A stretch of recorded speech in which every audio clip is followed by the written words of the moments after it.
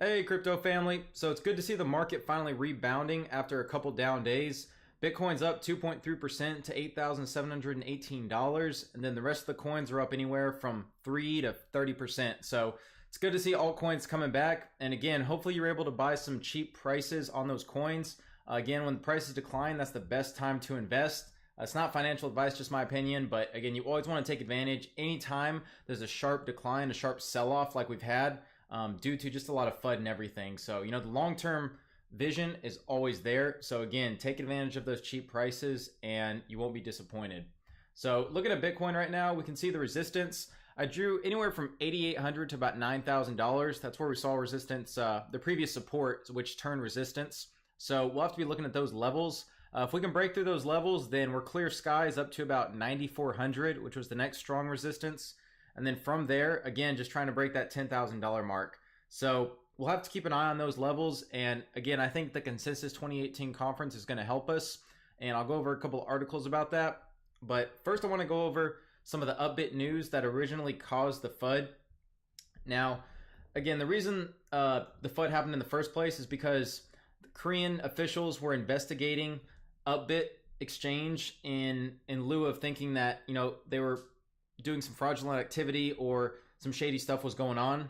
And one of the things I want to bring up here is earlier this week, CNBC's Ran Nooner, he's a popular reporter. He reported that an insider source with UPbit disclosed the investigation has found a liquidity issue in UPbit and that UPbit will likely remain uncharged for criminal or illicit activities. He quotes, "The irregularity being investigated is in regards to liquidity issue. The issue involves sharing pooling liquidity with other exchanges. It seems to be that the regulators did not understand the share liquidity.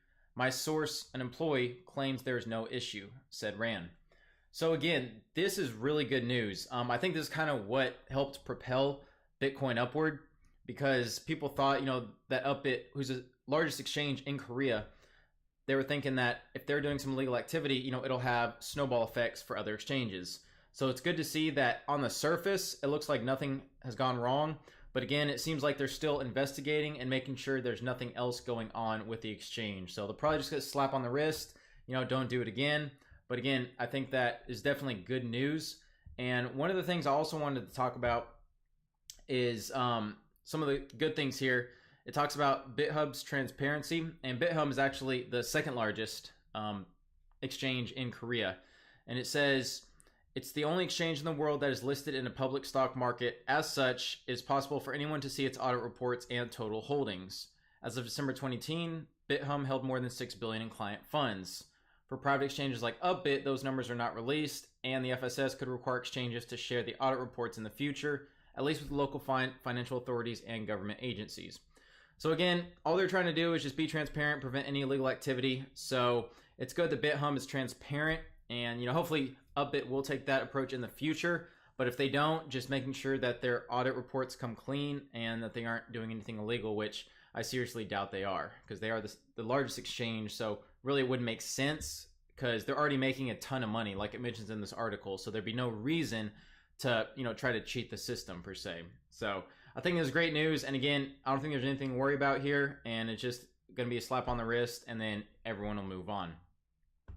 Now, another thing I wanted to continue from this article is one of the things here. It says, according to Korean Times, Kim Yong-byom has said that despite the investigation into crypto exchanges, the FSC does not oppose the use of blockchain in banking and financial services, and is currently evaluating the usefulness of cryptocurrencies as a mean of payments.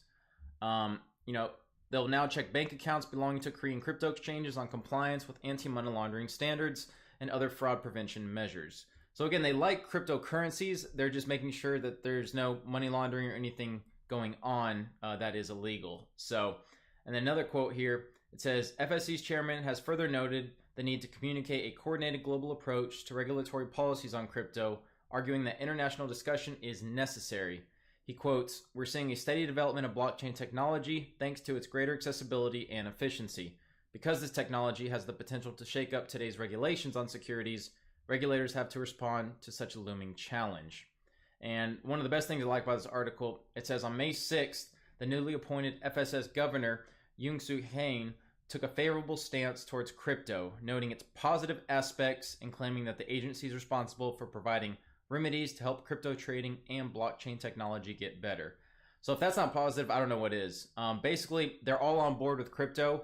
They're just making sure that everything happens in a regulatory manner. There's no illicit activities going on, no illegal activities, and everything flows smoothly and it's transparent. So again, I think it's going to be great news, and I think it's definitely one of the big reasons why Bitcoin is rising like it is.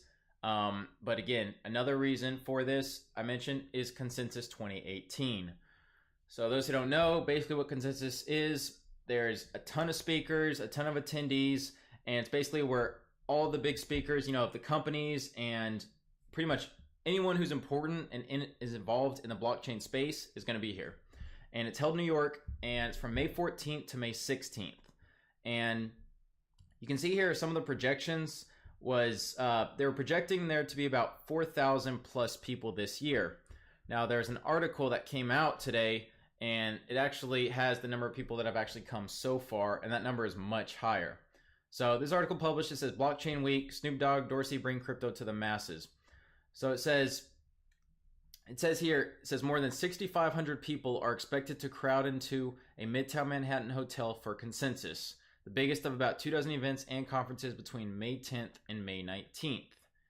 And then it says, Consensus, hosted by media and research company CoinDesk, will feature hundreds of speakers, including Twitter Chief Executive Officer Jack Dorsey, Federal Reserve Bank of St. Louis President James Bullard, and FedEx Corp CEO Frederick Smith. Then there are after parties, including a bash hosted by payment firm Ripple that will be headlined by rapper Snoop Dogg as a secret location in Manhattan's Meatpacking District. Now, like him or hate him, Snoop Dogg knows how to advertise and how to market, and he has a huge following. So you can bet that he's going to get a lot of people involved in cryptocurrency. So that's good. I mean, you have the Twitter CEO going to be there. You have a lot of big names that are going to be here, and they have a large reach, a large social following. So again, this is going to have a ripple effect, no pun intended, to a lot of people that are going to get into the space that don't really know about it yet. So you can see here, right now, the projected number of 2018 is 6,800 people.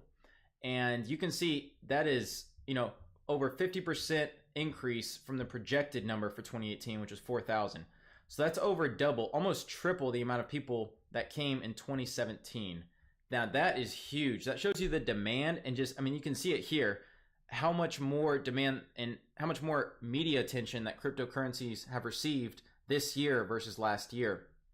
And just the buildup of, people interested in crypto. So it also mentions here that Consensus is expected to draw more than twice as many people as last year, when one Bitcoin would have cost you about $2,500. Now it's worth almost 4 times as much. And again, they mention it still pales in comparison to the 20,000 price tag it flirted with late last year. So again, that's going to kind of entice people to keep buying Bitcoin because they see that $20,000 mark just last December, and they have that vision, it'll reach that mark again and continue further. So that's even more incentive for people to invest in Bitcoin right now.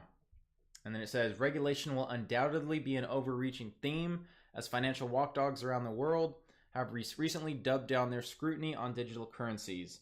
And this is a big part. It says representatives of the U.S. Securities and Exchange Commission and the Commodity Futures Trading Commission will be speaking. So that's going to be huge. As you know, regulation is a big talk with cryptocurrencies, and for representatives of those two entities being there, that's going to have a big effect on just, what's going to happen with the future of cryptocurrencies. And then it also mentions here that, ticket prices range from $1,500 to $3,000. So that tells you there is a huge price tag for getting into this event. And that tells you the amount of people and the amount of interest that this event has caused for them to have those high prices. So for people to pay those high prices, there's going to be the elite of the elite, and only, people who are avidly into blockchain and the cryptocurrency space. So I thought this was amazing. It just shows you exactly who's going to be there. It talks about Mike Novogratz as well, a hedge fund manager, that he's talked with Goldman Sachs and up and coming banks that are going to be interested in cryptocurrencies and who've already gotten into it. And there's just a crazy number of top people that are going to be here. So I think it's definitely going to explode Bitcoin. We'll see it continue to rise next week, and I believe we'll see a lot more investors come into the space than we have seen in the past. And it starts tomorrow at 6 a.m. And they have a live stream here on the CoinDesk website, so a lot of people I'm sure are going to be watching that. So again, the social outreach that this is going to have is going to be insane. You're going to have everyone tweeting about it, everyone streaming it. I mean, it's just media attention is going to be awesome, and I believe this will really propel Bitcoin to new levels that we haven't seen yet. And we can see history past. During this time, Bitcoin rises anywhere from 50% to 100% or more. So again, I'll be looking closely at this, and we'll be interested to see how this affects Bitcoin going forward. So with that, if y'all like this video, please give it a like, comment if you have any questions, and please subscribe if you haven't. Till next time, thanks for watching.